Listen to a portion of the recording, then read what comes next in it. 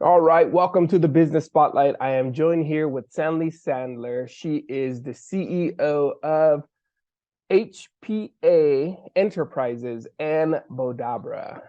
Sandy, thank you for taking the time out of your day, so close to the holiday. I am excited to learn more about you, your business, and what makes you guys special here in our Las Vegas and Henderson Valley. Sandy, can you tell us a little bit about yourself and your business, and how long have you been doing it? I've been doing the business for about 22 years now. Mm-hmm. And about me, I have a wonderful Siberian Husky, a great family, and I just love my work. I'm so fortunate. Good. How long have you been doing, CEO of both Bowdabra and HPA? Well, Bowdabra is a product that I invented, Okay, and HPA is the company that Bowdabra is run under.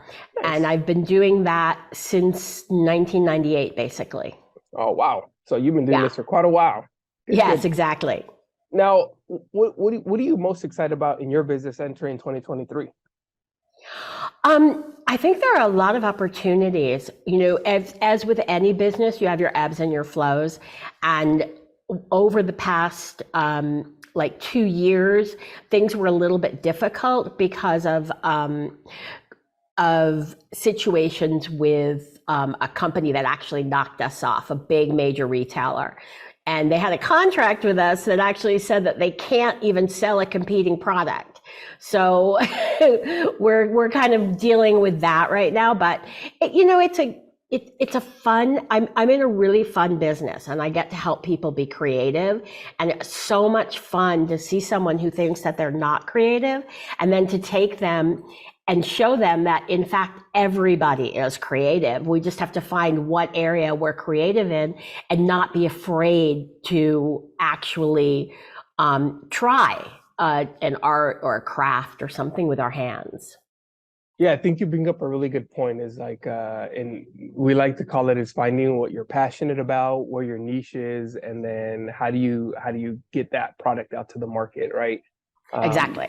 When it's something that you're passionate about and you enjoy, then it's not work. It's something that you're having fun with. So I definitely understand that. Part of the business spotlight, the goal is to educate, inspire, and people who are on the cusp of pursuing entrepreneurship. So with that being said, what has been the biggest learning curve since you started your business in the industry? I would say since I started in 1998, the internet existed, but I had no idea how to use it. And it's been a learning curve to actually learn social media, understand, the return on investment that you need to actually spend money on social media, how it works, that it's not just posting pictures of your family and your friends or selfies. It's really about interacting with the customer that you're seeking, and on top of that, realizing that there are three taboos in social. Well, there are quite a few taboos, but when I teach social media, stick by three very, very strong things, which is no politics, no sports, and no religion. Yeah, that's a well said.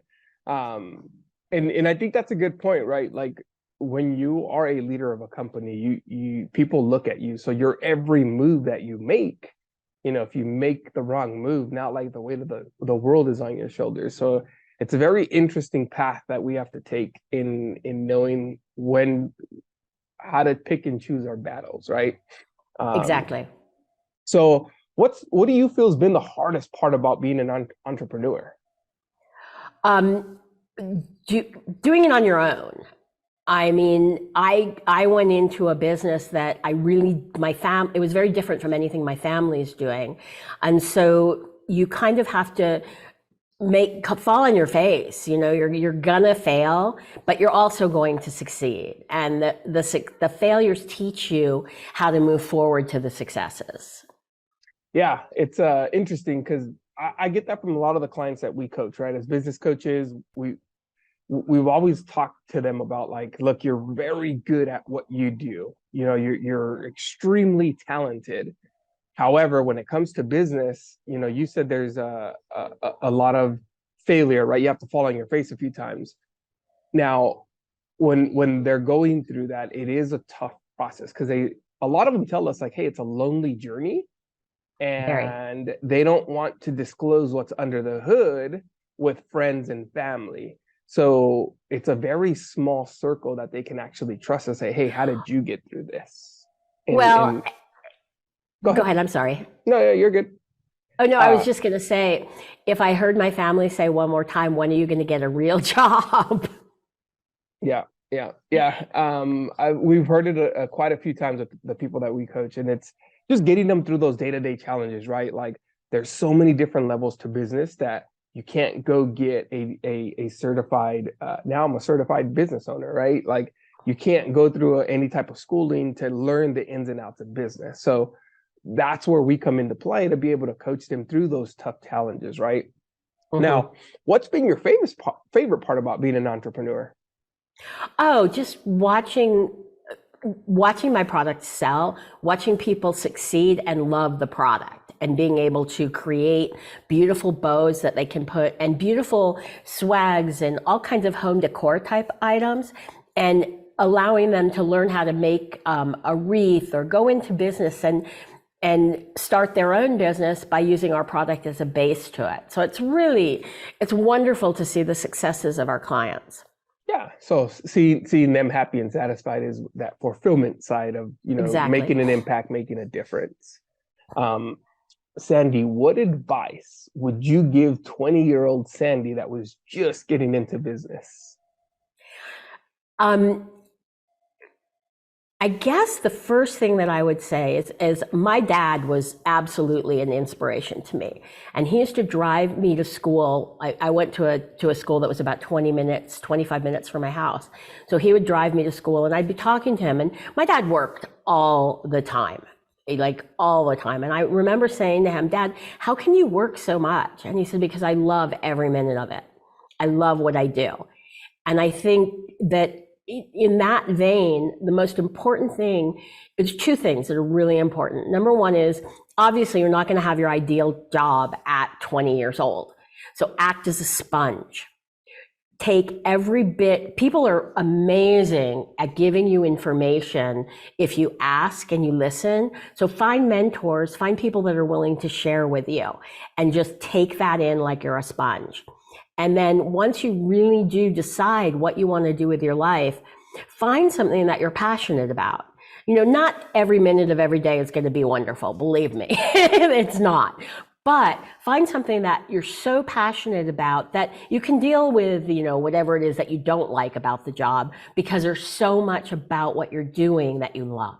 Yeah, I agree. I think what I got out of that, right, was some of the most difficult things that we learned. We didn't learn them on our own, right? Like our parents as kids taught us the fundamentals, right? To Yes. crawl, walk, run, and then as we got older and we got into school, we had teachers and mentors, and all throughout, the education process, even when we got our first job, like you said, right back in your 20s, find a mentor.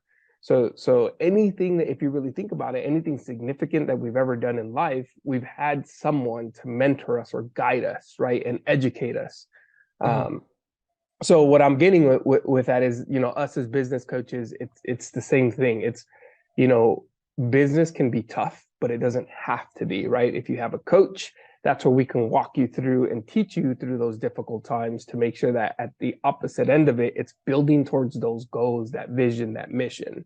And it avoids that burnout phase.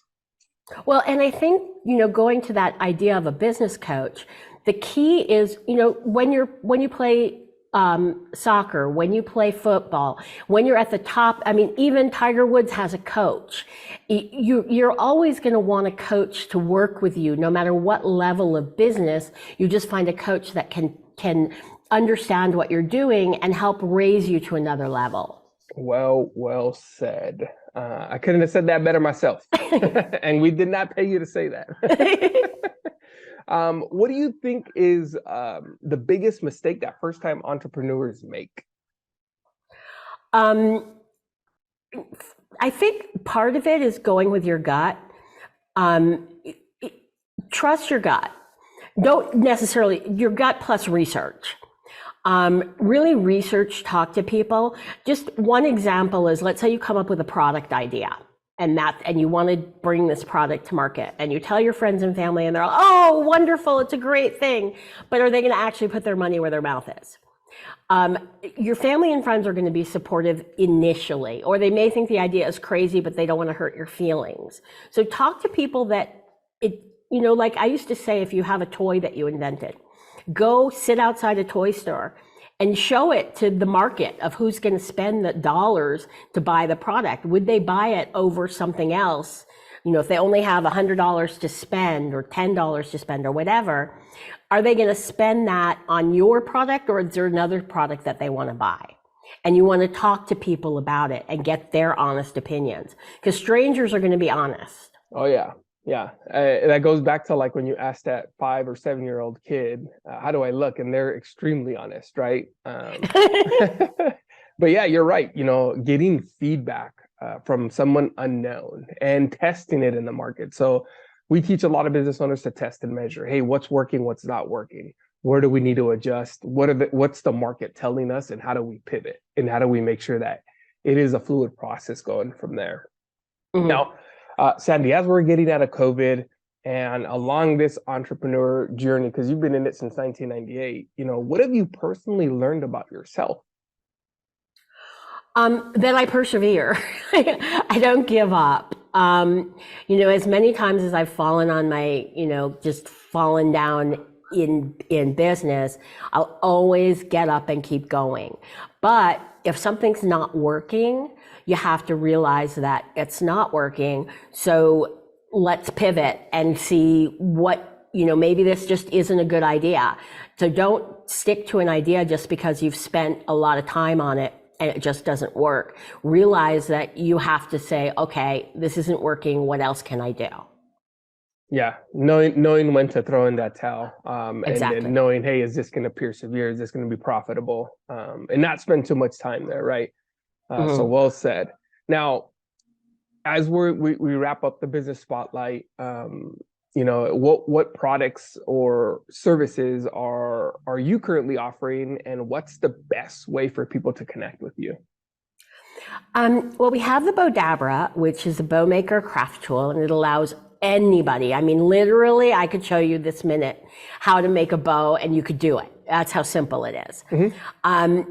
But I also work with small businesses, teaching the owner of the business to understand social media and understand the ROI of it.